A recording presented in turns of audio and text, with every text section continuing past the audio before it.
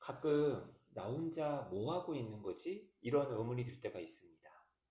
뭐 하긴 지금 책을 읽고 있지. 그런데 책을 읽는 걸 왜 영상을 올리지? 일종의 이거 먹방 아닌가요?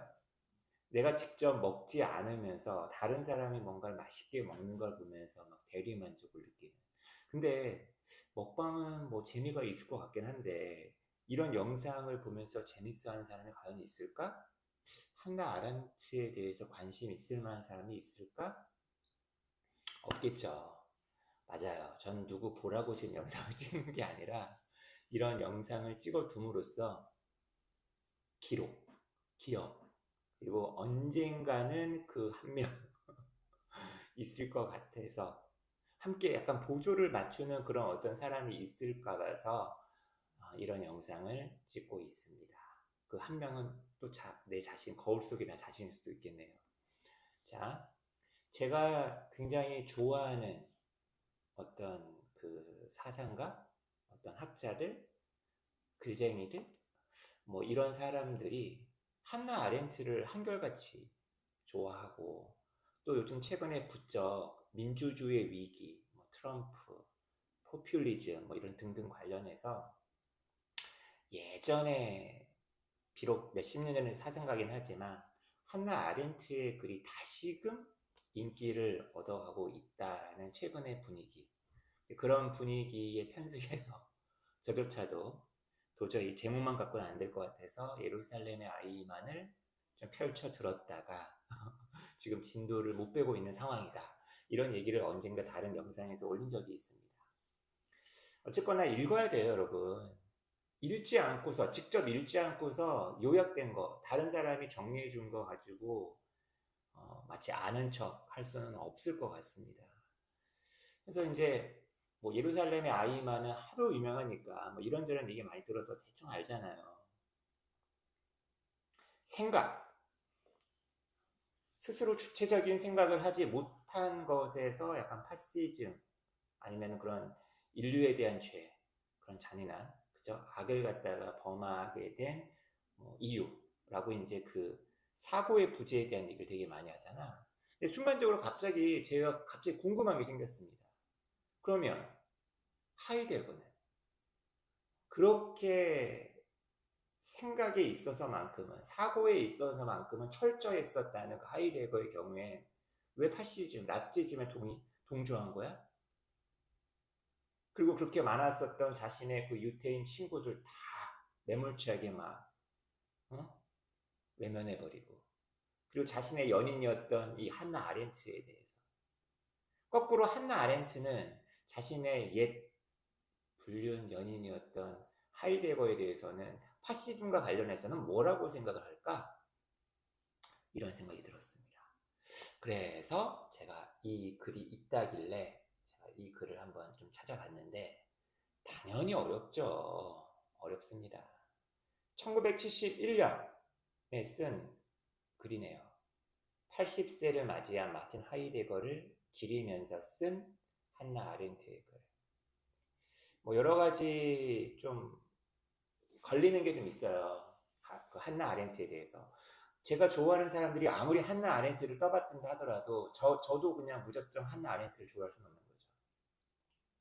나치즘이라든지 파시즘에 대해서 한나 아렌트는 뭐 국제 정치학이라든지 경제학적이라든지 외교라든지 역사에 대해서 그렇게 얘기를 많이 안 하는 것 같아요.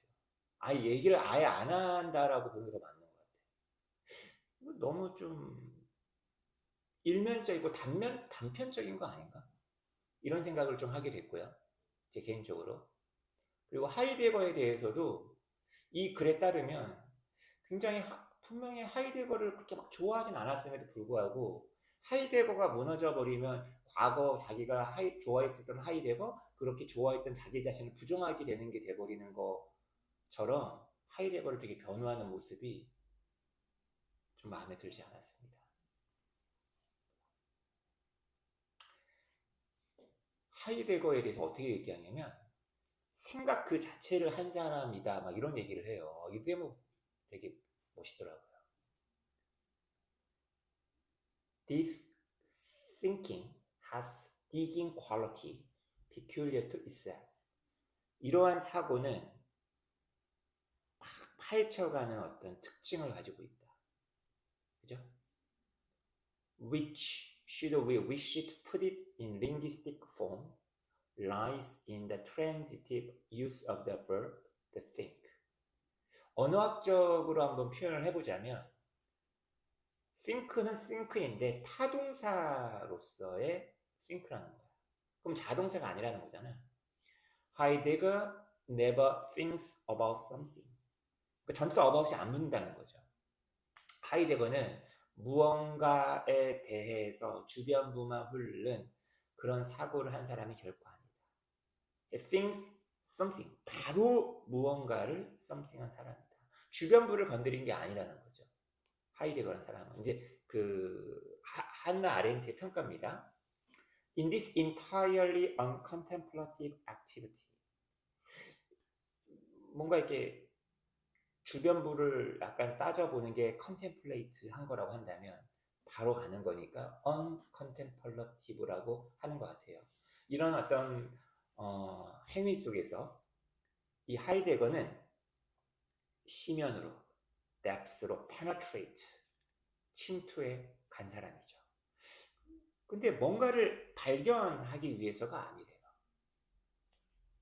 let alone bring to light. 그 다음에 뭔가 이렇게 빛을 비추려고 한 것도 아니래요. Some ultimate secure foundations. 어떤 궁극의 안정적인 토대를 발견하거나 이걸 봐라 라고 하기 위해서가 아니라는 거야. 이게 뭔 얘기야? 지 혼자 봤다는 얘기네 그냥. 남한테 보여주거나 뭐 발견해서 봐라 이게 아니라 오히려 he persistently remains there. 하이데거는 바로 그 심연에 한사코 남아 있었대요. 그 땅속 밑. In order to lay down path, ways, and fix trail marks. 여기가 길이야. 그리고 자기가 걸은 길, 이런 표시를 갖다가 고정시키기 위해서. 다시 말하면 사고의 가장 첨단에 선 사람이 하이데거였다는 얘기를 이렇게 지금 묘사를 하고 있는 것 같은데 맞나요? On this deep plane, 이 깊은 플레인에서 차원에서 너가 파헤쳤죠? 그리고 좀 정리 좀 했죠? By his own thinking, 그 사람만의 어떤 사고로, 하이데거만의 사고로 Heidegger has laid down a vast network of thought paths. 광대한 어떤 사고 길의 그물망을 갖다가 딱 놓았다. 그리고 the single result, the single immediate result, 단 하나의 직접적인 결과가 뭐야? 이렇게 해서 바로 기존의 서양 형이상학을 완전히 허문 사람이 하이데거다라고 얘기하는 것 같아요. He has caused the edifice of traditional metaphysics. 전통적인 형이상학의 어떤 edifice. 그죠? 요것이 collapse하게끔 만들었다. 비유가 참 멋있네요. 근데 이런 비유가 나는 너무 좀 장식 같아 보여요. 저는. Just as underground tunnels and subversive borrowing cause the collapse of structures whose foundations are not deeply enough secured. 아니 땅 밑을 막 터널을 파고 막 굴을 내고 하다 보면 이 구조물이 붕괴하는 것처럼 이미 뭔가 엉성했었던 서양 형이상학에 구멍을 내서 굴을 내서 무너뜨린 게 하이데거 아니겠느냐. 뭐 이제 이렇게 평가를 하고 있는 거예요. 멋있네. 그런 사람이 히틀러, 나치즘, 만만세 불렀고요. 그죠? 그러면서 이제 서서히 이 사람이 이제 한나 아렌트가 하이데거를 되게 변호하는 대목으로 점점 갑니다. 그러니까 점점 이 대목이 좀 마음에 안 드는데,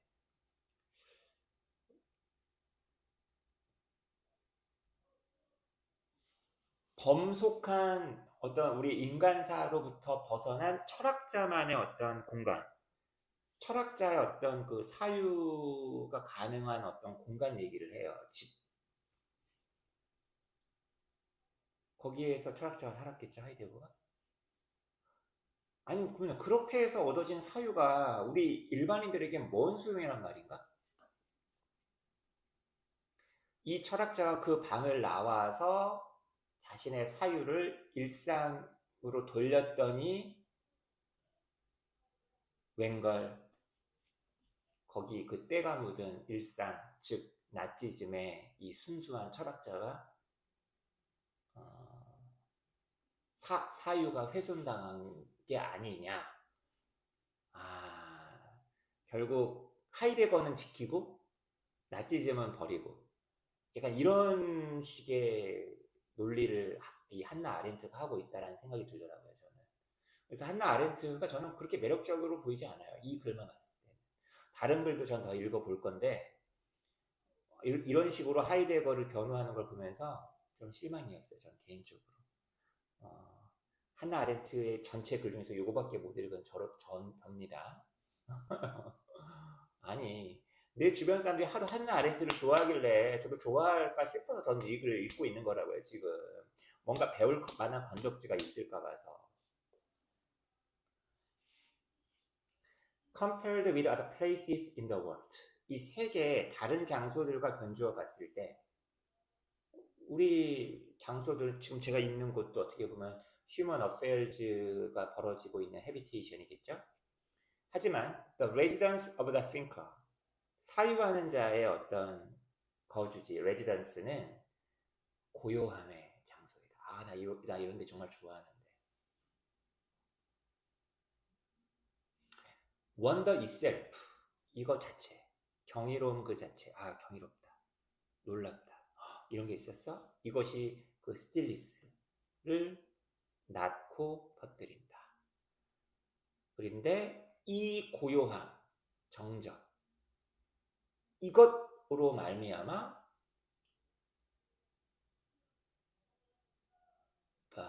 잠깐만요. 다시 말하면 being shielded against all sound, 모든 소리로부터 쉴드 되어 있는 것. 심지어 나 자신의 목소리로부터도 쉴드 되어 있는 거죠. 모든 것보다 작다. 이것이 becomes an indispensable condition for thinking to evolve out of wonder. 원더로부터 사고가 더 발전해 나오기 위한 필수 불가결한 조건이 된다. 그렇죠. 정말 뭔가 이렇게 번쩍 뛰어서 생각을 하기 위해서는 조용히 해야겠죠. Enclosed in this stillness, 이 고요함 안에 갇혀져 있는, enclosed 되어 있어서 there happens a peculiar metamorphosis, 특이한 어떤 변태, 변신, 전환이 일어난다. 이것이 모든 것에 영향을 미친다. 그 사유의 차원 속 안으로 떨어지는 모든 것에 영향을 미친다. 그렇구나. In its essential seclusion from the world, 세계로부터의 이런 기본적인 seclusion 상태 속에서, 떨어진 상태 속에서 thinking always has to do with only with things absent. 사유라는 것은 지금 여기 존재하는 것이 아니라 여기 없는 것, absent한 것들하고만 관련이 된다. 이게 무슨 말이야? 그렇죠? 사유라는 거는 지금 내 눈앞에 있는 거에 신경 쓰는 게 아니죠. 돈, 명예 이게 아니라, 권력이 아니라 저기. With matters, facts, or events which are withdrawn from direct perception. 직접적인 지각으로부터 withdrawn 물질들, 사실들, 사건들. 돛 닦는 소리야, 개 찢는 소리야 라고 누가 얘기할 수 있겠네요. 저 말고요. If we stand face to face with a man, you perceive him to be sure in his bodily presence. 그렇죠. 여러분이 어떤 사람과 이렇게 딱 마주하고 있으면 여러분은 그 사람을 갖다 지각하겠죠. 그 사람의 어떤 신체적인 프레젠스 속에서 지금 여러분 저랑 마주하고 있잖아요. 윤재나 얼굴 시커멓네. 왜 코가 콧구멍이 커. 눈썹 이렇게 생기고 머리카락 이렇고, 그죠? 검정색 옷을 입었네. 막 이러실 거 아닙니까? But 하지만 you are not thinking of him. 너는 이 사람에 대해 생각하고 있는 게 아니래요. 생각이라는 거는 지각이 아니라는 거야. If you think about him while he is present. think about이라고 있잖아요, 지금. 그죠? 이 사람이 존재하고 있는 상황에서 여러분이 그 사람에 대해서 생각을 한다면 you are secretly withdrawing from the direct encounter. 그렇죠.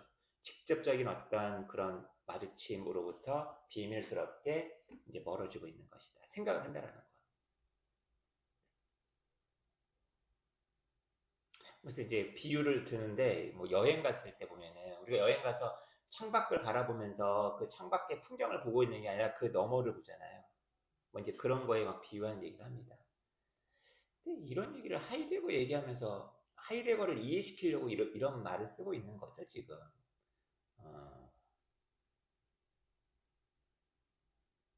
이제 요 대목이에요. 서서히 이제 나치즘 얘기로 가려고 해요.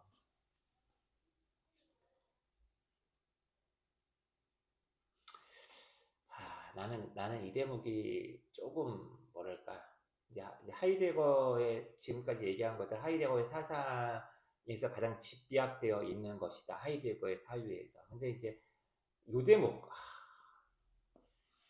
이 대목이 참 마음에 안 들어요. 그러니까 이 얘기를 앞에서 그런 얘기를 했던 게 하이데거를 약간 이제 변호하기 위한 밑밥을 막 깐 거라는 생각을 해. Now we all know that Heidegger too once succumbed to the temptation to change his residence and to get involved in the world of human affairs. 과거의 철학자들처럼 현실을 변화시키려고 도모했었던 과거의 철학자들처럼 그러다가 웃음거리만 되었었던 철학자들처럼 하이데거 역시도 유혹에 굴복한 적이 있었다. 내 주거지를 좀 바꿔봐. 인간사의 세계 속에 한번 참여해봐. 이런 유혹.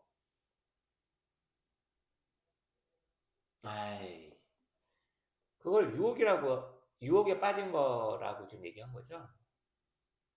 그래서 그렇게 많은 인류에 대한 범죄를 저질렀었던, 그리고 하이데거가 후회하거나 반성하고 막 한 적이 있나? 애초에 하이데거의 사상 자체에 이런 나치즘에 빠질 수밖에 없었던 그런 약점이나 함정이 들어 있었다라고 얘기하는 사람도 있잖아요. 궁금합니다. 더 가고 싶어요. 이제 한나 아렌트가 어떤 사람인지 다른 글도 더 찾아 읽어봐야 되겠어요. 하이데거에 대한 관심은 별로 없고요.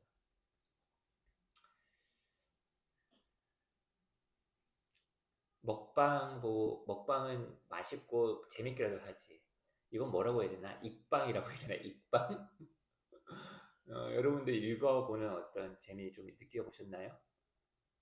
제가 익방 계속 한번 시도를 하고 있는데 조회수랑은 상관없이 계속 한번 시도를 해보도록 하겠습니다. 그러면 저는 다음 익방에서 만나뵙도록 할게요.